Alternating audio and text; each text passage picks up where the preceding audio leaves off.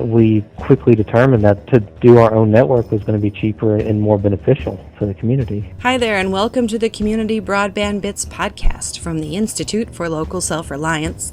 I'm Lisa Gonzalez.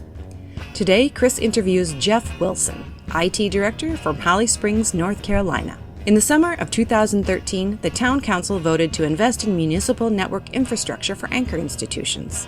Unfortunately, state barriers in North Carolina prevent Holly Springs from offering network services to businesses and residents. Nevertheless, after careful consideration, the community determined that the investment would pay for itself by eliminating the need to pay incumbents for telecommunications. A year later, the network is lit and serving community anchor institutions while saving significant public dollars. Even though state law precludes certain activities, Holly Springs hopes to encourage competition via its infrastructure.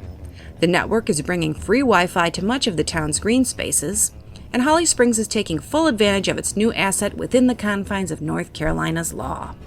Here are Chris and Jeff discussing the network in Holly Springs. Welcome to another edition of the Community Broadband Bits podcast. I'm Chris Mitchell, and today I'm speaking with Jeff Wilson, the IT Director of Holly Springs in North Carolina. Welcome to the show. Well, thank you for having me. So, Jeff, why don't you tell us a little bit about Holly Springs? Where is it located? What's interesting about it? Holly Springs, it'll be soon to be about 30,000 residents, and we're just right outside of Raleigh. We're in the same county as Raleigh, in the Triangle region of North Carolina. We are very much a commuter community with a lot of people who are employed in Raleigh and Research Triangle Park, and we have a lot of well-educated, very family-oriented resident. Excellent. I've been through the Triangle a number of times. It seems like a wonderful place to live. Lots of trees, very interesting urban design. It's a nice place to be. Yes, it is. It's really lovely to live here. So 1 year ago, you, actually I shouldn't just say you, but your town, your elected officials voted to pursue a municipal fiber network that was going to connect the public facilities, the schools, the hospital, the anchor institutions is what I'm trying to come up with in my head. Why don't you tell us a little bit about why that decision was made? Well, mainly initially we are providing services to our municipal buildings within the town. The decision was made when we started looking at what our data needs were going to be for the next couple of years and moving forward long term. And it quickly started seeing this exponential increase in cost with leased data services from income providers. So we did the estimations and we decided to investigate what it would take to do our own fiber network to connect our facilities.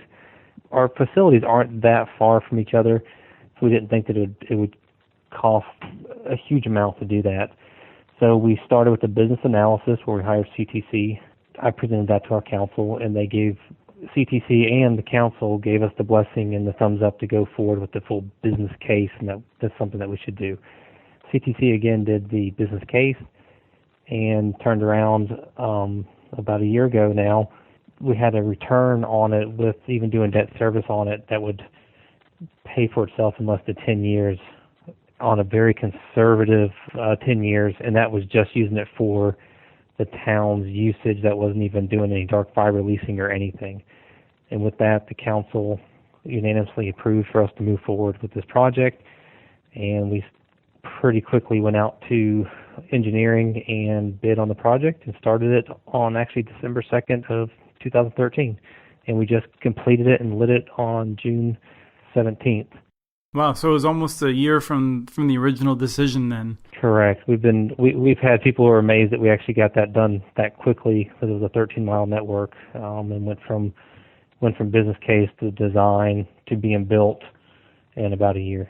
Yeah, that doesn't happen up north of I guess maybe the Mason-Dixon line is pretty close, I think. Where, we don't do a whole lot of digging here in February or January in Minnesota. No, we had a lot of bad weather this year. We did have some snow, but mainly rain caused us some delays. We probably were delayed about a month and a half, but we're still within our timeline that we had hoped for to start disconnecting all of our incumbent provider lines and moving forward.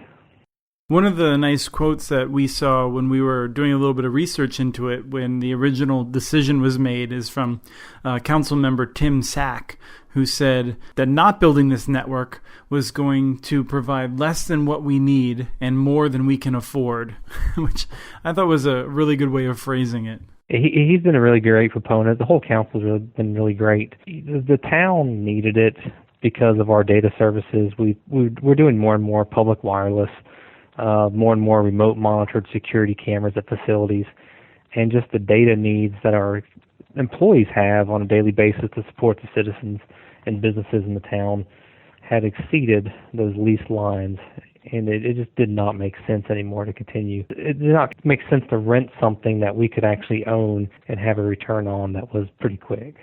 Well, can we talk about some specific numbers? I mean, one of the things we often hear from the existing providers is, "Hey, we already provide all this stuff. We'll do fiber to you." Why is the business case more compelling to own it than to lease it? Well, we actually have fiber to all of our facilities through the current incumbent provider, but they charge a very nominal rate for the utilization of their bandwidth. When we started looking at the fact of what we needed to increase our bandwidth to, what at the same time we felt comfortable as town management requesting our council for funding for, which was still less than what we actually needed at these facilities moving forward, we quickly determined that to do our own network was going to be cheaper and more beneficial for the community. And the network cost $1.5 million, and that was including all engineering and construction. And we were under budget in the end of it, too. And so how long does that take before it breaks even relative to what you had been paying for the slower services? If I took the amount that we needed today to council for this budget year, each of those payments would pay the network off in approximately 10 years. And that's not counting for over future years adding facilities to the network, not accounting for the faster data speeds needed in the future. So that could exponentially decrease the ROI just based off the town's growth and the town's need. But again, we went very conservative on the business case, and I think that's one of the most impressive things about what we did, and also working with CTC, that it still had such a positive return for a future-proof asset. And so one of the things you mentioned is public Wi-Fi that you're doing a lot of. Where do you have this access set up for the public? We have it in almost all of our park facilities. Right now we're working on kind of a hybrid solution using our fiber and some wireless to get to some pocket parks that don't really make sense to build fiber to. That's one question we did have a lot of when building this network. Why not wireless? That's the new technology.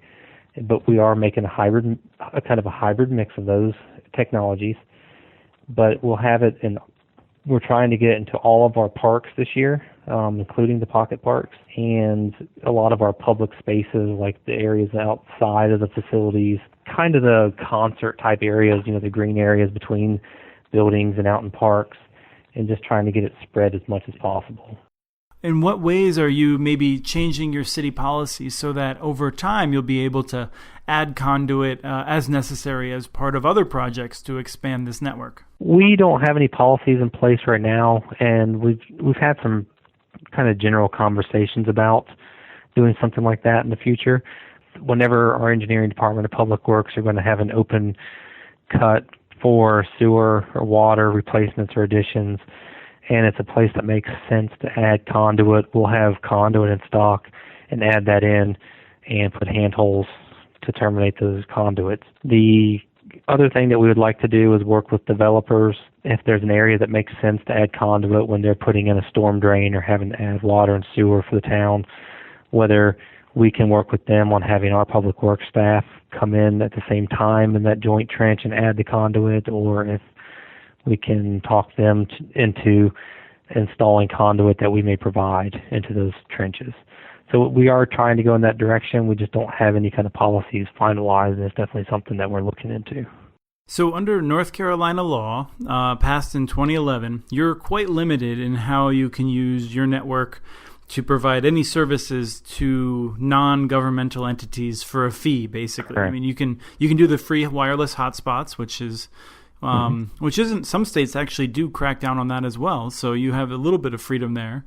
But I guess the question is how has this law changed your approach to building the network, or some of the things you might have liked to have done? One of the things that the law's done is when we started building this network for our municipal connections, we had a lot of questions from residents and businesses, when can we connect to this network? Unfortunately, our answer is based off the law that we are not allowed to provide those services.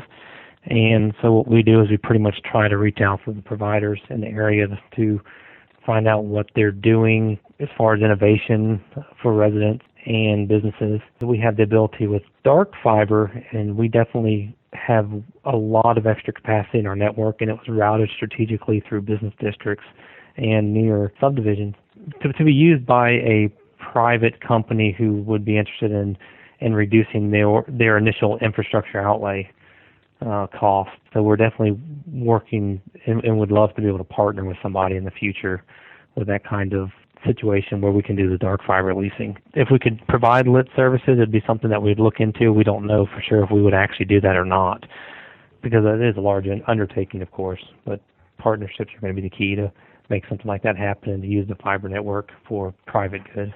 How do people react then when you tell them that the state has told you that even though you spent under $1.5 million in building this network, that you're not able to use it to really, supercharge economic development in all of the ways that you might want to?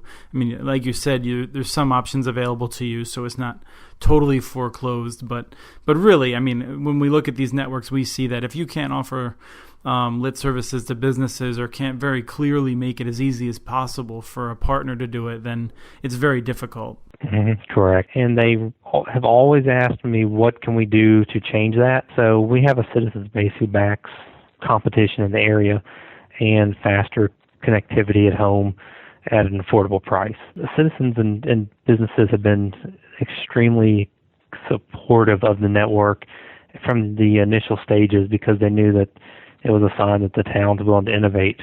Municipal fiber is not a new thing. There's a lot of communities around here. Our neighbors, town of Cary, town of Apex, and even in Raleigh, they do a lot of fiber. It's just how you approach it with the making it usable in the future for more than just a municipal connection, and that's what we've tried to do. And the residents seem to understand that and see that and back it.